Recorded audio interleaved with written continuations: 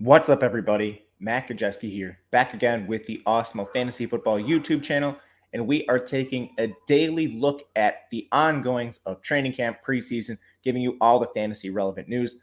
Of course, hit the thumbs up button, subscribe to the channel, and hit the notification bell so you know when this and all other content goes live. We've been giving you the biggest 3 to 4 pieces of news every day. Yesterday, we had Travis Etienne rolled out for the season, or at least most of the season. And this morning, we had Sony Michel traded from the New England Patriots to the Los Angeles Rams. And because there's a lot of moving parts with that trade, we are going to spend each of our segments discussing the fantasy relevant players within the trade. So first and foremost, the trade occurred because Cam Akers goes down for the season with a torn Achilles. Darrell Henderson sprains his thumb, showing his vulnerability in the preseason. He's been injured many times throughout his career. And Los Angeles had one of the shallowest depth charts at running back in the NFL. So the trade makes sense. Now, the big fantasy contributors.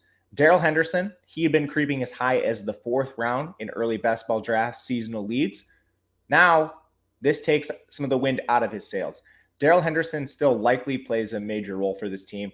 We're talking third down specialist. Sony Michel hasn't shown much pass catching prowess in the NFL, but he is going to have his wings clipped a little bit, with Michel likely taking some of the early down work, potentially touchdowns, and overall just mixing in for more volume.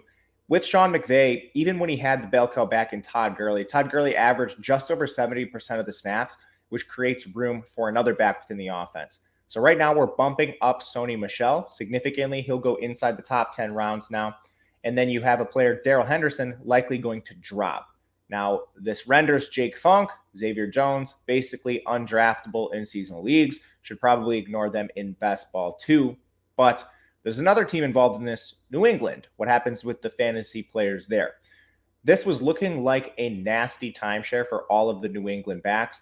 Damian Harris, a darling in the fantasy community, was likely locked into at least a 3-man timeshare.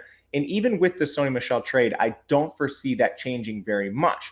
Damian Harris is one of the most overdrafted players, in my opinion, right now. He's not going to play on third downs with the presence of James White. Sony Michel was likely going to siphon away some of the early down work as well. And the trade only occurred because Ramondre Stevenson, rookie out of Oklahoma, has played so well in the preseason.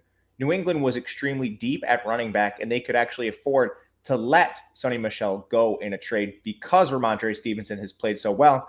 Now we probably see Ramondre Stevenson share the early down work with Damian Harris, a slight edge to Harris, but that still makes Harris one of the most overvalued players in fantasy. James White still retains his role. In New England, they're a team that keeps 4 running backs on the roster. This allows them to keep J.J. Taylor on the team as well, a dynamic pass-catching back. They were likely going to have to cut him. He probably was going to sign with another team, but the Sony Michel trade makes all this possible. And right now, they are going to keep 4 backs, including Stevenson and Taylor.